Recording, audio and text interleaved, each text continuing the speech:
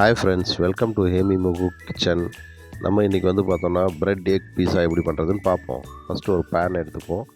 அதில் பட்டர் போட்டு நல்லா ஹீட் பண்ணிக்கலாம். ஹீட் ஆனதுக்கப்புறம் பிரெட் ஸ்லைசஸை வந்து கட் பண்ணி வச்சுருக்கோம். அதை வந்து வீல் ஷேப்பில் பேனில் அரேஞ்ச் பண்ணிக்கலாம். அப்போ தான் நமக்கு அந்த ரவுண்ட் பீஸாவோட அந்த ரவுண்ட் ஷேப் கிடைக்கும் நமக்கு. நெக்ஸ்ட்டு வந்து பார்த்தோன்னா ஏற்கனவே சீஸ் வந்து பார்த்தோன்னா துருவி வச்சுருக்கோம். அந்த சீஸ் வந்து ஆட் பண்ணிக்கலாம். நெக்ஸ்ட்டு ஏற்கனவே ஒரு 4 முட்டையை வந்து உடச்சி தேவையான அளவுக்கு சால்ட் ஆட் பண்ணி நல்லா அடித்து வச்சுருக்கோம். அதையும் வந்து மேலே ஊற்றி விட்டுடலாம். அந்த கேப்லாம் ஃபில் ஆகிற அளவுக்கு ஊற்றி விட்டு திரும்ப சீஸ் ஆட் பண்ணிக்கலாம். சீஸ் வந்து உங்களுக்கு எவ்வளோ தேவையோ அவ்வளோ ஆட் பண்ணிக்கலாம். நீங்கள் வந்து கட் பண்ணும்போது அந்த நூல் மாதிரி வரணும் அப்படின்ற மாதிரி யோசிச்சிங்கனாக்கா சீஸ் நிறையா போடலாம். நான் வந்து சீஸ் லிமிட்டாக தான் போட்டிருக்கேன். ஏன்னா பசங்க அதை மாதிரி வந்துச்சுன்னா லைக் பண்ணுறதில்ல. நெக்ஸ்ட் வந்து டொமேட்டோ கெச்சப் ஆட் பண்ணிக்கலாம். ஏற்கனவே வந்து கேரட்டை துருவி வச்சுருக்கோம். கேப்சிகம் அப்புறம் ஆனியன் ரெண்டுத்தையும் கட் பண்ணி வச்சுருக்கோம் சின்ன பீசஸாக. எல்லாத்தையும் மிக்ஸ் பண்ணி மேலே தூவி விட்டுக்கலாம்.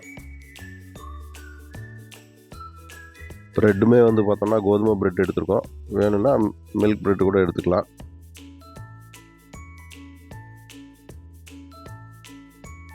டொமேட்டோ சின்ன பீசஸாக கட் பண்ணி வச்சுருக்கோம். அதையும் அப்படியே ஆட் பண்ணிக்கலாம். தேவையான அளவுக்கு உப்பு தூவி விட்டுக்கலாம். நெக்ஸ்ட்டு சில்லி ஃப்ளேக்ஸ் ஏற்கனவே ரெடி பண்ணி வச்சுருக்கோம். அதை வந்து பார்த்தோன்னா நம்ம காரத்துக்கு ஏற்ற மாதிரி மேலே தூவி விட்டுக்கலாம். நெக்ஸ்ட்டு ஓரிகனோ பவுட்ரு 2 பிஞ்சு தூவி விட்டுக்கோங்க. இது வந்து ஓமவல்லி அப்படின்னு சொல்லுவோம். அடுத்து பேனை க்ளோஸ் பண்ணிவிட்டு ஒரு 3 மினிட்ஸ்க்கு வேக விட்டு எடுத்தோன்னாக்கா நமக்கு வந்து பார்த்தோன்னா பிரெட் எக் பீஸா ரெடி. நீங்கள் இதை வந்து ஸ்லைசஸ் கட் பண்ணிக்கோங்க. கட் பண்ணும்போது நம்ம ஏற்கனவே பிரெட் பீசஸ் ஜாயின் பண்ணோம் இல்லைங்களா, அந்த ஜாயினில் கட் பண்ணிங்கன்னா நல்லா வரும் உங்களுக்கு ஷேப்பு. ஹெல்த்தியான பிரெட் எக் பீஸா வீட்லேயே ஒரு 10 to 15 மினிட்ஸில் ரெடி பண்ணிடலாம். கட் பண்ணும்போது உங்களுக்கு த்ரெட்டு மாதிரி வரணும், கடையில் வர மாதிரி அப்படின்னாக்கா சீஸ் நிறையா ஆட் பண்ணும். நான் லிமிட்டாக தான் ஆட் பண்ணியிருக்கேன். ஏன்னா சீஸ் அதிகமாக இருந்துச்சுன்னா கொஞ்சம் டைஜஷன் இஷ்யூஸ் வரும்.